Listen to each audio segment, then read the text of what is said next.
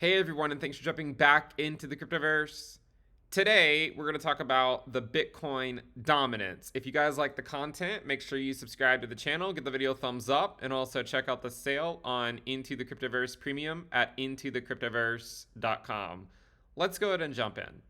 If you're unfamiliar with my views on the Bitcoin dominance, I have been of the mindset for a long time and continue to be of the mindset that it is in a rally that will ultimately take us to approximately 60% dominance.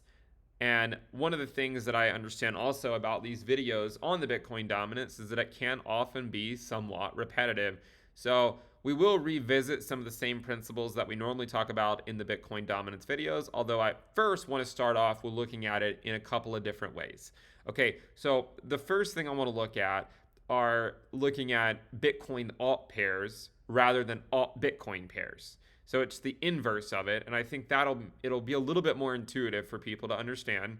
And then the second thing I want to do is construct the Bitcoin dominance in TradingView, but excluding stablecoins. So we have it including stablecoins, as you can see right here. It's 51.58%, but I want people to have at least an approximation of it in TradingView, excluding stablecoins. So those are the first two things we're going to do, and from there we'll look at some of the more typical things that we take a look at in these Bitcoin dominance videos. So again, as of right now, the dominance is coming in at around 51.5%. Arguably, it's about halfway through this Bitcoin dominance rally to approximately 60%. Okay, but again, these rallies take place over very long periods of time. You should not expect it to play out in a very short manner. I mean, you can see here that this rally has been going on at least since September if you include stablecoins, but much longer if you exclude them. Now, the first thing we should look at are Bitcoin altcoin pairs. Now, you're probably familiar with looking at them like this, right? You're probably familiar with looking at, say, the ADA Bitcoin chart. And we've talked about the ADA Bitcoin chart for a long time and how Bitcoin is more so worth the risk at this phase of the market cycle. We've said that for, a year and a half now, right? It's not just starting today. It's basically been for the last 18 months. And when you show this chart and say that ADA Bitcoin is down 85%, it might fall on deaf ears because sometimes it might not be obvious what exactly that means. So to better understand this, look at your favorite altcoin on their Bitcoin pairs, but look at the inverse of it. So take 1 divided by ADA Bitcoin, and you get a chart that looks like this. Now, this should be eye-opening for people who have not really thought about the significance of the Bitcoin dominance rally. The most common form of criticism on the dominance videos that I get are that, what's the point of it, right? Like, how do you use the dominance to better navigate the Cryptoverse? And I mean, it's a fair question if you haven't been around the Cryptoverse for very long, but here's a great example of it, okay? So the Bitcoin ADA valuation back in August of 2021 was at 16,000. That means that with 1 Bitcoin, you could have purchased 16,000 ADA almost 2 years ago. But today, with 1 Bitcoin, you can get 104,000 ADA. So think about that for a second. Wind back the clock 2 years. For 1 Bitcoin, you could have obtained about 16,000 ADA. Today, for that same Bitcoin, you would get 105,000 ADA. So this is what I mean when I talk about the dominance rally, and we talk about how Bitcoin dominance should go up no matter the direction of Bitcoin USD, right? If you want exposure to crypto, right, like if you've come to the decision that you want crypto in your portfolio, it's important to identify where you think the asset class is going in terms of the dominance. If we think the dominance is going up, then that means basically most everything bleeds back to Bitcoin. Not everything, of course, right? There's always a few people out there that say, well, what about this $5 million market cap cryptocurrency that no one's ever heard of? But for the most part, most of the altcoin market bleeds back to Bitcoin during the dominance rally. And so the idea is, well, why not financial advice, right? Why not just consolidate whatever you want to have in crypto? Why not just consolidate it into Bitcoin, right? It gives you the exposure of crypto to the upside, but also minimizes your potential downside. So if Bitcoin USD goes down, of course, the USD valuation of your portfolio will get wrecked. but the Satoshi value of your portfolio will stay intact because you mainly have Bitcoin. You're not speculating in the altcoin market. Now, Cardano is not the only one that this has occurred to. If you were to go take a look at the Solana Bitcoin valuation, this is something we've talked about for a long time and how it's been, consistently rejected off of its bull market support band all the way down. And like ADA Bitcoin, this might fall on deaf ears if you just look at things like the percentage drawdown and say, all right, well, Sol Bitcoin has dropped 89% here. Currently, it's down about 84, 85%. And you might think, well, so what, right? So what? But if you look at one divided by this pair, it becomes a lot more obvious, right? I mean, this has been a pretty strong uptrend right here. It's not going to stay in an uptrend forever, more than likely. But what's interesting is that once upon a time, in late 2021, one Bitcoin would have fetched you 240 Sol, 240 Solana. Today, one Bitcoin would get you almost 1,400 Solana. So it shows you how just sticking to the king of the cryptoverse during the bear market year and the pre-halving year tends to be a much better strategy. It's not to say that in any given week or month that these altcoins can't outperform. Anytime this is going down, Solana is outperforming Bitcoin. But the general trend has been up for a long time, okay? At some point, this is likely going to break, right? And then we go back into risk on, and then altcoins would likely do well again on their Bitcoin pairs. But for a long time, we have seen this, and I thought that by showing it like this, it might help some people better understand the dominance rally. Now, look, if you've held off on taking action to the dominance rally, I mean, the further we get into this, the riskier it becomes, right? Like it's like, going from 90% down to 95% down, of course, that can happen, and there's a lot of Bitcoin pairs that probably will happen on, but it's certainly not as attractive as having made the trade, a year and a half ago.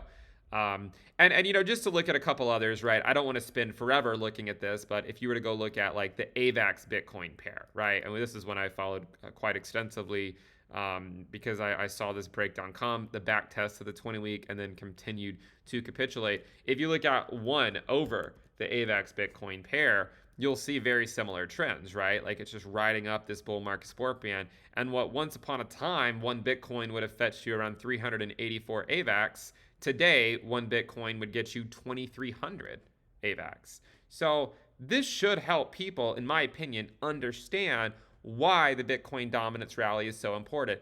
It's to help preserve the Satoshi value of your portfolio because the USD valuation of the altcoin market is irrelevant, right? Now, you have people that might celebrate altcoins being up 10 or 20%, and if they bought the bottom, then congratulations to them, and I'm not saying that in a sarcastic way. What I am saying is that over the macro scale, most of these alts have just been in sustained downtrends against Bitcoin. And again, that likely will come to a point at some point in the not so distant future. But I hope this is a way that you can better understand why the dominance rally is such an important thing. Take the dot Bitcoin. This is dot ETH, but if I pull up the dot Bitcoin valuation, right, and you look at 1 over dot Bitcoin, you'll see very similar trend, right? What you'll notice is that once upon a time, one Bitcoin would have fetched you around 996 dot. Today, it would get you 5,900 dot. So in the future, when we talk about the dominance rally and the importance of it, this is the importance of it, right? Consolidation into Bitcoin in the bear market year and the pre-halving year tends to do quite well.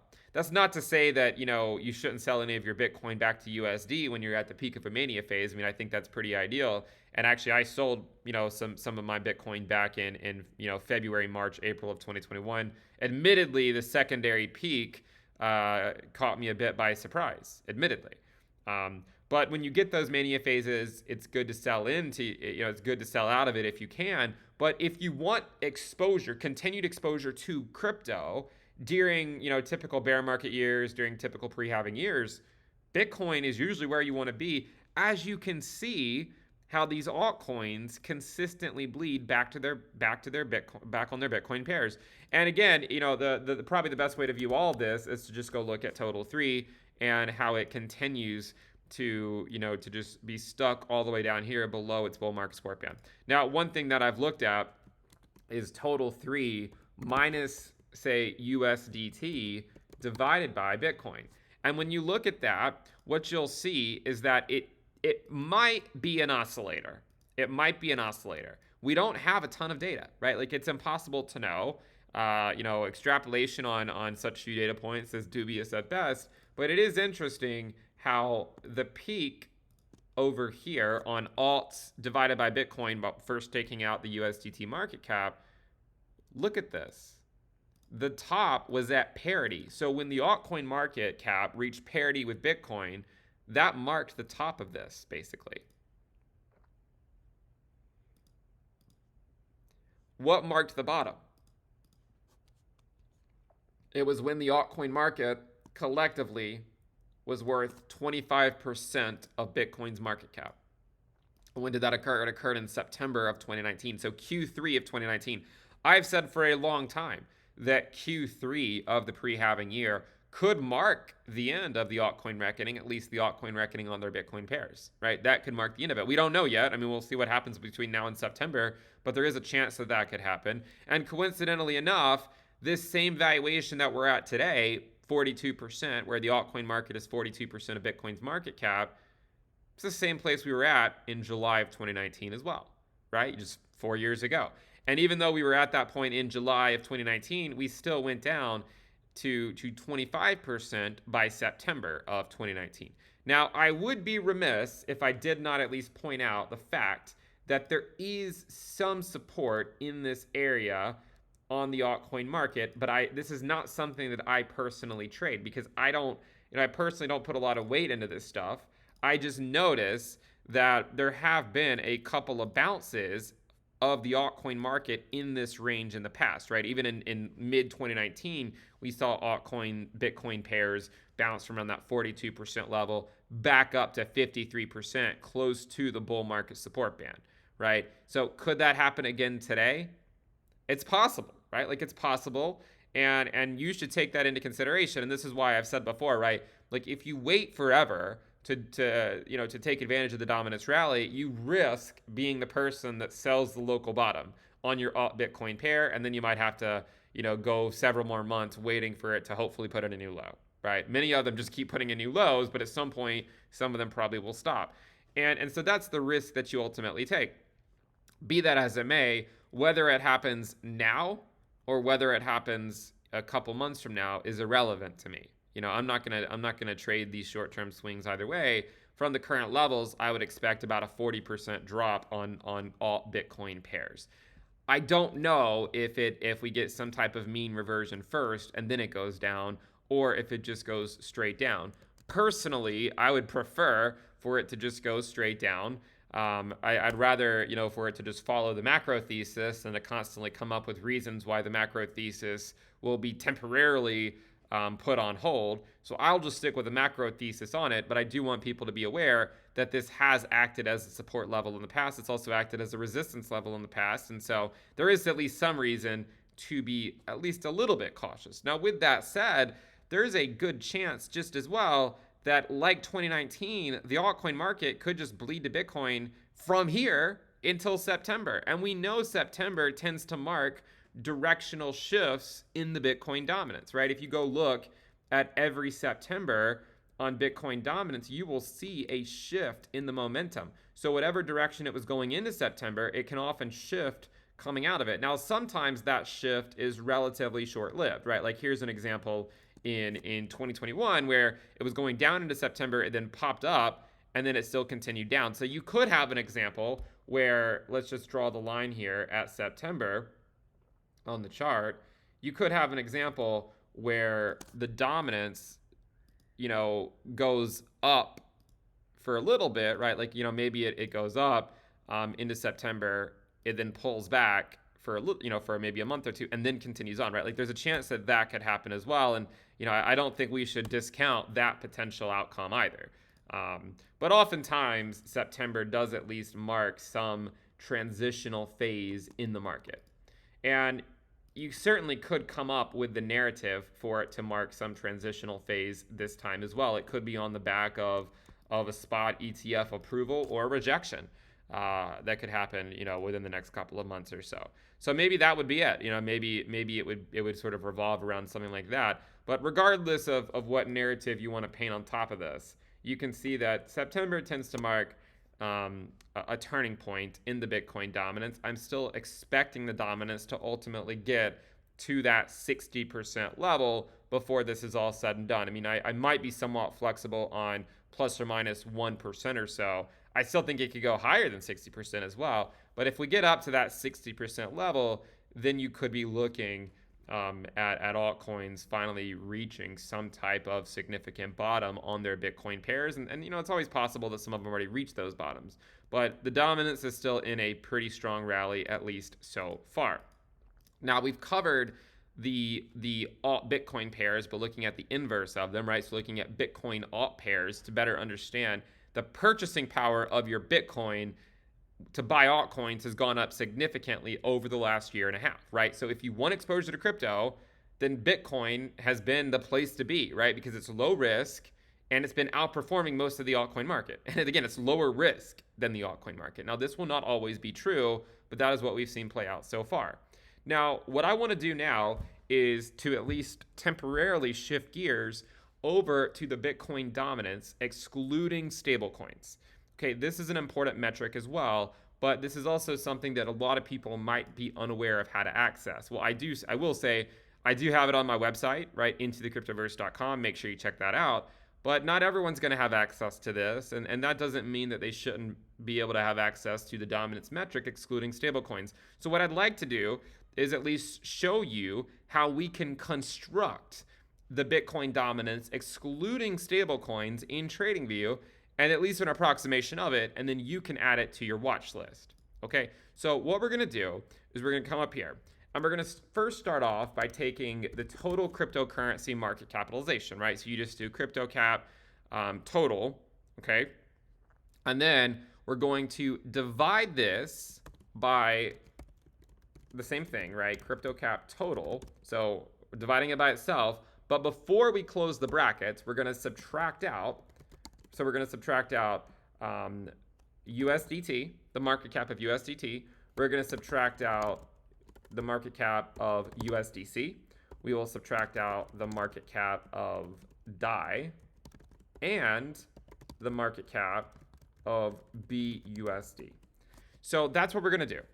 And when you do that, you get a chart that looks like this. Now let's understand this chart and what we're plotting here. So again, what we're showing is the market cap total of crypto divided by total minus, it's kind of hard to write with a mouse here, right? But minus stables.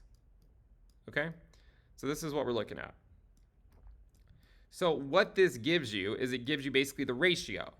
Okay, so if the stablecoin market cap is 0, then it's just total over total, which is 1, which is what it used to be, right? Down here, back in 2019, it was basically 1. And this was when the market cap of the stablecoin market was basically 0, right? Let's go plot this out really quick. So if you were to just quickly look at USDT plus CryptoCap, USDC plus CryptoCap, DAI plus BUSD market cap, you get a chart that looks like this. Now, what's interesting is, again, back over here in late 2019, the market cap of stablecoins was basically like 4 billion or so. Now it's around 119, 120 billion. So it's gone up a lot. So then this shows you that when the stablecoin market cap is, essentially 0, then it basically is just going to give you a ratio of 1. But now the ratio is 1.12, which shows you that the stablecoin market cap is actually taking up a significant chunk of the overall market cap of crypto. But this does not give you the dominance excluding stablecoins just yet. You have to do something to this ratio.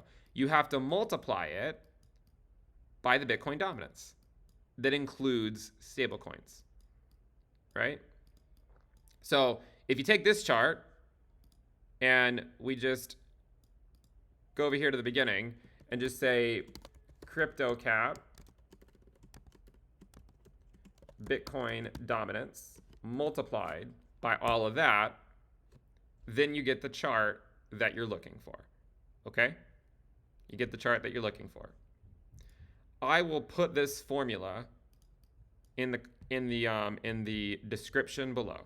So rather than you having to try to squint to figure out how I did it, just go to the description below. The formula will be there, and then you can go put it into TradingView if you want to view this. I just think it's an important metric that people should be able to follow, whether you have access to my website or not. Now, it doesn't give you the exact dominance excluding stablecoins. Again, every single website is going to follow different amounts of cryptocurrencies. It might follow certain. Again, this is not all the stablecoin market. It's just an approximation of it. But you can see that on my website, it says that the dominance excluding stables is around 56%. This is saying around 57.5, right? So it's pretty close. It's a pretty good approximation of it. But what this shows you is that even with that major rally by the altcoin market in mid-2022, the dominance excluding stables was easily putting in higher lows, right? And I've been saying forever, we've been putting in higher lows since May of 2021 when you exclude stablecoins. A lot of people just they just look at, the chart including stablecoins and they say, well, no, back during the merge, the dominance put in a new low. That's only if you include stables. If you exclude stables, the merge did not put in a new low on dominance, right? It was a much higher low. And we know that, right? If you go look at basically almost any single altcoin pair or altcoin on their Bitcoin pairs, most of them were trending down.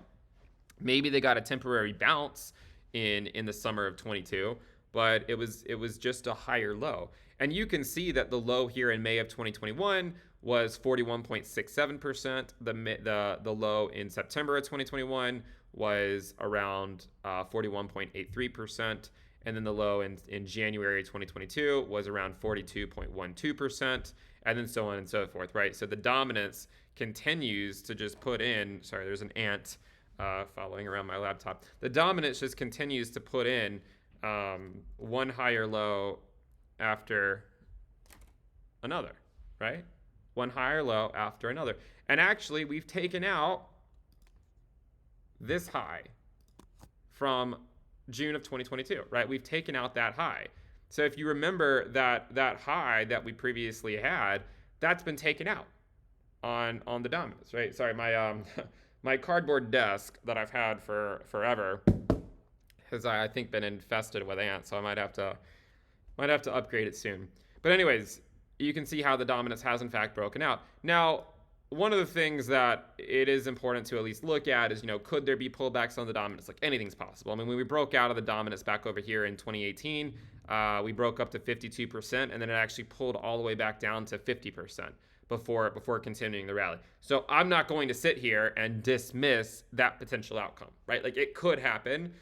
Is it something that I trade? No, right? Like, I'm not gonna go trade these short-term moves just in hopes that the altcoin market gets some type of mean reversion. It's possible, right? And there's a lot of short-term traders that might trade that, but that is not me. I would just prefer to ride the macro thesis on the dominance for as long as I can, while occasionally admitting that there will be some types of mean reversions where the altcoins mean revert on their Bitcoin pairs, but still likely continue their overall downtrends. So that's where we are today. The dominance, excluding stables, has broken out from above this high from last summer. It's broken out. Could it back test it? Anything's possible, right? Anything's possible. I'm not going to say it can't, but what I will say is that this has been a very strong Bitcoin dominance rally. And, if you look at it, you can see that it's actually still well above its 20-week moving average, right? If you were to take the natural log of the dominance over its 20-week moving average, look at it. It's just been hanging up here for quite a long period of time. So it's been pretty impressive. It's not going to stay up there forever, right? But it still could make another move before this is all said and done. And I think it probably will make at least one or two more moves before this is all said and done. If you look at it on a daily time frame, what you'll notice is that it's actually been bouncing off of its 100-day moving average, right? So you can see that it bounced at 41% and at 43% and at 47%. 41, 43, 47. So you added 2, you added 4. Maybe the next time we bounce, we add 6, right? And maybe the next bounce is at 53%. You could see an example where the dominance rallies up to say like 57, 58% falls back to 53%, say come September, and then rallies to 60% and above in like the end of the year or early part of next year, right? Like there's a chance that that could happen. So maybe the next time we hit the 100-day could be at 53% for all we know. The 100-day is already at 49 and it's moving up. I suppose there's also a chance that, you know, it follows this sort of path where it goes up and then fades into the 100-day, that's also a possibility as well. I don't really know if we're in a long consolidation period or not here. I mean, if it did and we consolidated out until September, then maybe that means that we go down into September and then the dominance goes up after September. That's sort of a secondary case. I think it's more likely the dominance continues to go up at least in August and early September. So we'll keep an eye on this and see what it wants to do. There's also another way that you can look at the dominance, and that's to go look at monthly candles. And what you'll notice here is there's been a little bit of a pattern here, right? Like 2 green, 1 red, 2 green, 1 red, and now we're in our second potential green of this pattern. And you know, this one was a 5% move, and then a 5% move or so, and then this was like an 8 or 9% move, and then you know, a 2% move. I guess if you take it from this level here up to this was about a 10% move. And then from here to here, it was another 10% move. So from this level to get up to another 10% move would put the dominance at around that 53% level. So perhaps we go to 53% and then consolidate for a little bit, right? Like there's a chance that something like that could happen. But there are a lot of things going on right now with the dominance. I do think it's important that you do not just discount this metric. I think it's a very important metric to look at. If you look at the dominance Heikin-Ashi candles, I mean, we haven't had a lower shadow on it since March. I mean, these are large candle bodies, upper shadows, and basically no or few lower shadows, showing that this is a fairly strong uptrend. I mean, to me, what this looks like is just a massive double bottom, right, on the Bitcoin dominance. You had one bottom over here in late 2021 and then another one in late 2022. And then ever since then, it's just been going up. Now, what does that mean for Bitcoin USD? Well, as I've said, you know, it's impossible to know exactly where Bitcoin's going to go on its USD pair, right? Like it's impossible to know. I've said many, many times that DCAing according to the risk levels is the best strategy rather than trying to time the bottom identically. But at some point during the pre-halving year, normally Bitcoin rolls over. Does it happen now at 30K or 31K? It could. Or does it happen at 35K? Maybe. Does it go higher? It could. You know, I've talked before that sort of the high end that I could see Bitcoin going this year is around 35K. It's not to say that it makes it to 35K. It might not. But it certainly could go that high. I mean, if you look at, say, like just an average of 2019 and 2015, you know, I'll just remind you that would be the full extension, right? About 2.1x off the yearly open, which is what the average of those last 2 years gave you. That would be about $35,000. I don't know if Bitcoin's going to make it there or not. But the great thing about understanding the dominance rally is it doesn't matter, right? Like if you've decided you want exposure to crypto, and you want the potential upside while tempering your downside or mitigating the potential downside losses, then Bitcoin exposure generally during this phase of the cycle is how you can get that exposure without taking on too much risk in the altcoin market, right? Now, where does the rest of the dominance rally come from? How does it go from 51% to 60%? Well, there's a couple of ways. First of all, if you go look at some of the alt Bitcoin pairs, I mean, it would still suggest that they could continue down. Like if you were to look at ADA Bitcoin, it certainly could continue down further than where it is right now. It's at 948 Satoshis. Again, you know, it doesn't mean it has to happen right now. I've said many times I thought ADA Bitcoin was going to 800 sats this summer. Here we are, and it went to 800 sats. It went to like 850 so far, but it is the summertime, and we've made it down to 800 Satoshis. Now, in the past, we did get a bounce here, back up to around 1100 sats. If that happens, it doesn't necessarily change anything, right? You just kick the can down the road for a couple more weeks, and perhaps the trend will continue. But even if ADA Bitcoin falls to 400 sats, and even if DOT Bitcoin or Sol Bitcoin or you know, AVAX Bitcoin, you know, even if these continue to fall, it's not going to increase the dominance to 60% by themselves. In order to see the dominance go to 60%, in order to see the dominance go to 60%, The giant must fall, right? Ethereum must fall on its Bitcoin pair.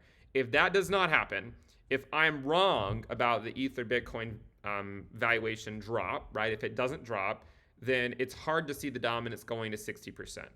But I think Ether Bitcoin will drop, right? I do think it will drop. And I think that will support the dominance rally to approximately 60%. And this is one of those things where, every time I talk about it, depending on what week it is, the sentiment can be quite different. Right now, the sentiment, the pitchforks aren't out as much as they normally are because Ether Bitcoin is now putting in lower lows again. But remember, all of these have just been lower highs so far. All of them. Just one lower high after another. And we've also just been putting in lower lows here. Now, could it break to the upside? Anything's possible. I will remind you, in 2018, it broke to the downside on a Bitcoin rally. So we had a brief Bitcoin rally. It broke Ether off its Bitcoin support, and then Bitcoin dumped, and then Ethereum's Bitcoin valuation kept dumping.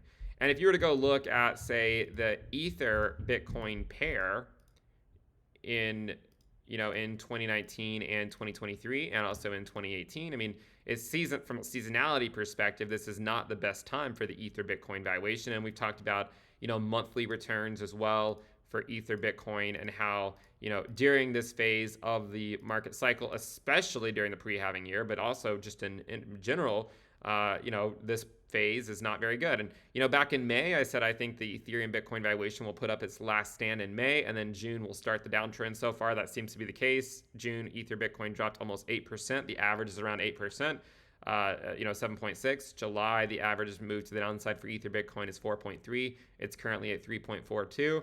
I still think that a majority of the rest of the year, the Ether Bitcoin valuation will likely fall.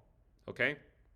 Maybe not every single month. In 2019, it was only, 5 of the last 7 months that fell. September actually ended up being green for the Ether Bitcoin valuation. Note that Ether Bitcoin bottomed in September of 2019. So if there is a collapse of the Ether Bitcoin valuation between now and September, then that could be an interesting spot, right? You could see some type of a bounce, whether you want to compare it to 2018 and it bounced, or you want to compare it to 2019 and it bounced. You can see that in September of 2018 and 2019, there was at least a local bounce. This one ended up just putting in a lower high. The next one, it was actually the macro low. Okay, so that's where we stand. I still think the Ether Bitcoin valuation will go lower, and that should ultimately support the Bitcoin dominance to closer to that 60% level. Whether Bitcoin USD is able to, to go to 33K, 34K, 35K, to me is irrelevant, right? It's just irrelevant. Again, with Bitcoin, you need to have a strategy that does not rely on you identically timing bottoms. That's why I've said many times, right? Just use the risk metrics or use something to figure out a DCA strategy that works for you. Historically, in the pre-halving year, Bitcoin gets a rally and fades. Okay? That's what historically happens. Historically, the fade starts in June or July, right? And if you go look, by the way, at year-to-date ROI, this might be an interesting thing to look at. 2015, the peak, the summer peak actually occurred on day 193. We're currently on day 192. Now, it's not to say that it has to play out the exact same way.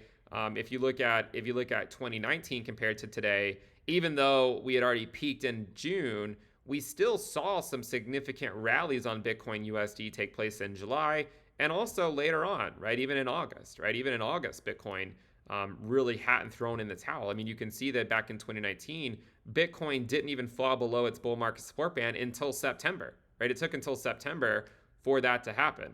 And the last test over here, by the way, from Bitcoin, this was in March. This was in June. So you have April, May, and June, right? 3 months, July, August, September. So if it's 3 more months before the next test, then it could play out somewhat similar to 2019, where you just spend, a lot of time up at these higher levels, and it could push slightly higher, it might not. But then ultimately, I would expect it to fade at some point before the halving, just to get everyone sufficiently wrecked. Again, that's my view. I could be wrong, right? There's plenty of alternative views out there that people have. Some people are calling for new highs this year. Anything's possible. It's not my base case, though. Okay, my base case is that in the pre-halving year, you go up for half the year, and you go down for half the year. And knowing exactly at what point Bitcoin turns is extremely hard to guess. There still is time if Bitcoin wants to make another push to the upside, right? Still time. I mean, even back over here, Bitcoin USD was, it was putting in a lower high out in, day 220, but that would be sometime in August, right? It could still make those moves, right? But the point is, if you want exposure to crypto, and all you've been doing for the last year and a half is buying altcoins, and you've watched them go down against Bitcoin, then hopefully you better understand the importance of the Bitcoin dominance rally. And this move here happened very quickly, from 62%, or from like 60% down to 40%. But really, if you look closely, this move right here that happened starting from 61%, it occurred all the way down to, let's just say, to this range breakout over 5 weeks. So from 60% to 50% in 5 weeks. Over here, the dominance, once it broke out here, it went from 50% to 60%. Let's get 60% on here, in about 5 weeks. So when the dominance moves, it can move quickly. So you could see an example where the dominance goes to 60% in 5 weeks. If it started now, it would put it out in mid-August. I think that it might be a little too premature to assume that it'll end in August. So why don't we just say, maybe it consolidates a little bit longer. But if it did for, let's say it consolidates for a couple more weeks, then, that could put the dominance hitting that 60% level sometime in September, which might actually correspond to, a significant low on the Ether Bitcoin pair, just like it was in September of 2019. And in June and July of 2019, Ether Bitcoin was going down. And again, that's basically what's happening here as well. I know a lot of people think Ethereum's been holding up well, and again, it's holding up better than most, but it's still lower highs, right? I know a lot of people just kind of look past that, but I can't look past the lower highs. I mean, to me, this has just been sort of the market telling us that the tokenomics, the deflationary mechanisms, have not changed anything necessarily in terms of its Bitcoin valuation. And if it did, why is it putting in lower highs? So I still think we're going to see the dominance rally on up. Whether that happens this week or next week or 2-3 weeks from now, I don't know when it's going to occur exactly. But I also think we're at the point of the market cycle where you can at least appreciate how strong the dominance rally has been, how wrecked the altcoin market has gotten on their Bitcoin pairs, and hopefully I've been able to help people navigate altcoins on their Bitcoin pairs over the last year and a half. At some point in the next 6 to 12 months, altcoins will likely become worth the risk again. Not financial advice, right? And if we're out, if it's a year from now and I'm still only ever talking about the Bitcoin dominance, then I probably lost the plot somewhere. Okay, so just take that into account. But I do want people to understand that I've been wrecked so many times in altcoins over the last several cycles, and I saw them put in new lows, years after Bitcoin did. I saw this happen on more than one occasion. And a great example, right, would be Cardano. I mean, it was one that was around last cycle, and just looking at its last bear market. This rally here, of course, occurred before the pandemic, right? I mean, it was still going down, and this is where we are today. So ADA is currently at day 674. Last cycle, it didn't bottom until day 802. Just something to think about, all right? A lot to think about when it comes to altcoins, especially on their Bitcoin pairs. And I think that's more or less what I wanted to cover. We talked about Bitcoin alt pairs. We talked about how to construct a Bitcoin dominance metric, excluding stablecoins on TradingView. I'll put the link down for that formula in the description below. You can just copy and paste it over into TradingView if you want to. We went through the typical things that we go through. We talked about, the dominance is, likely consolidating before an eventual move back up to the upside, and how the Ethereum Bitcoin valuation is still likely in the process of a collapse. I think we'll wrap it up there. Thank you guys for tuning in. Make sure you subscribe, give the video a thumbs up. And again, check out the sale on Into the Cryptoverse Premium at intothecryptoverse.com. Bye.